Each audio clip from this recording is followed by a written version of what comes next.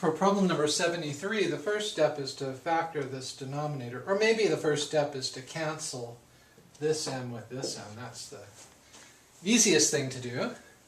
So now we have n minus m times n divided by n squared minus m squared, which is n plus m times n minus m.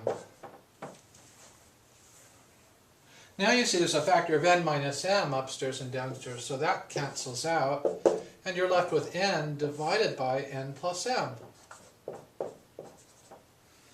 So that's what this product of rational expressions simplifies to. For problem number 2, notice that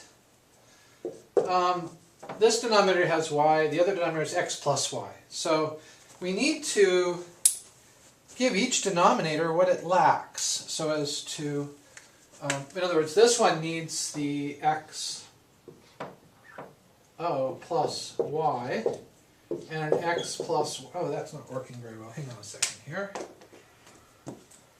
Let me try this one.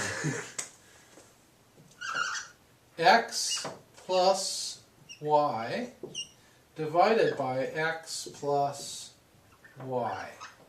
I know x plus y divided by x plus y is equal to 1. That's why I can multiply x over y times 1 without changing it.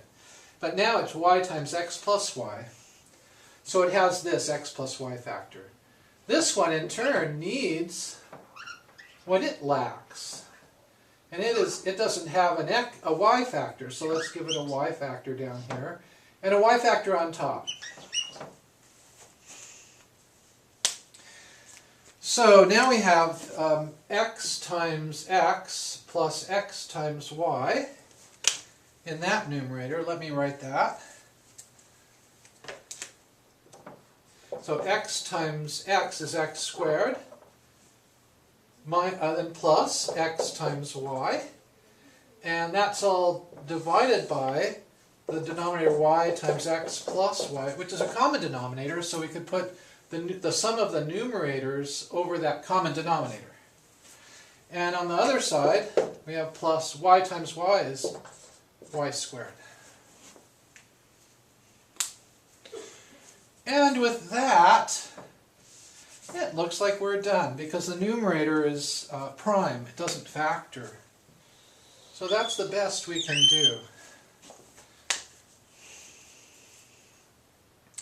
Now in problem 75, it looks like the LCM, the least common multiple, is equal to ABC. Because AC divides into ABC, BC divides into ABC, and AB divides into ABC. So that's what we need to get everything to equal to ABC. All the denominators, that's the lowest common denominator. To do that, we need a C here and here. This one is short an A, so let's put an A factor in.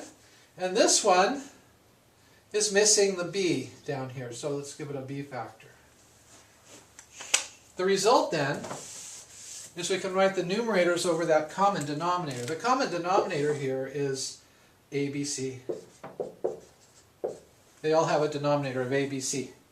So we have C squared plus A squared minus B squared, all divided by ABC.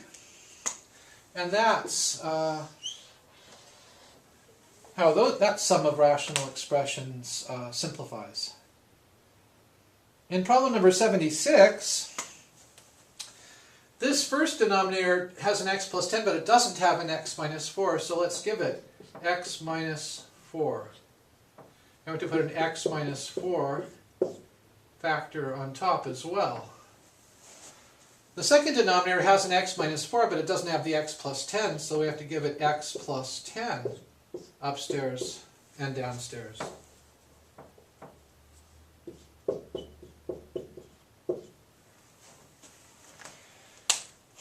Then we have a common denominator of x plus 10 times x minus 4. And in the numerator we can combine those.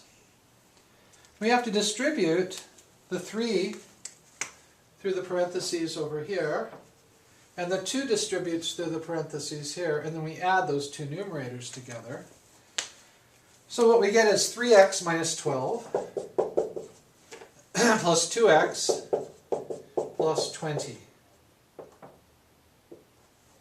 And we can now combine like terms in the numerator because 3x's plus 2x's adds up to 5x's.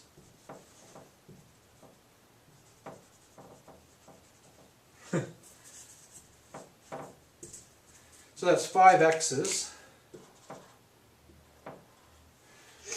And negative 12 plus 20, 20 minus 12 is 8.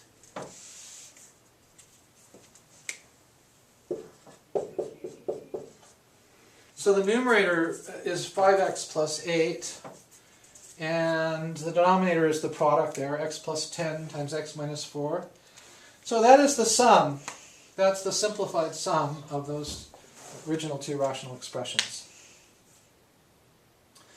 Now in problem 77, that's a complex fraction, and the best trick for simplifying, or technique for simplifying a complex fraction, is to multiply the numerator and denominator by the LCM of all the little denominators in there, which is 6. 2 divides into 6, 3 divides into 6, and 6 divides into 6. So if we multiply the numerator and denominator by 6, it'll have the effect of canceling out every denominator.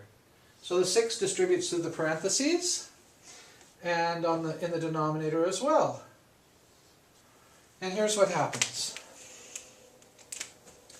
As the 6 is distributing over to this fraction, 2 divides into 6 3 times. 3 times 3 is 9. Now 6 is multiplying times this factor, this term here, so 3 divides into 6 2 times. 2 times 2 is 4. So the numerator becomes 9 plus 4. 6 times 1 is 6, and there's a minus. Here the 6's cancel, so 6 goes into 6 once, 1 times 5 is 5. So 9 plus 4 is 13. 6 minus 5 is 1. So this one simplifies to 13.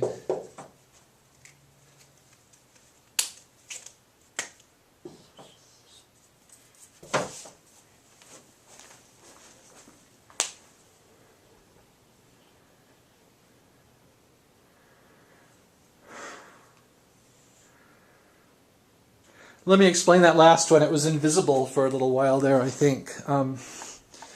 So again, here's what's happening down here. The 6 is distributing. We used a 6 because 2 divides into 6, 3 divides into 6, and 6 divides into 6. 6 is the least common multiple of 2, 3, and 6. So we're multiplying the numerator and denominator by 6. So the 6 distributes to each term. Now the first term, when the 2 divides into 6 3 times 3 times 3 is 9. 3 divides into 6 twice. 2 times 2 is 4. The numerator just became 9 plus 4, greatly simplified. The denominator now, the 6 distributes, so 6 times 1 is 6. And here the 6 divides into 6 once. 1 times 5 is 5. 9 plus 4 is 13. 6 minus 5 is 1. So this whole complex fraction simplifies to 13. It's simply equal to 13.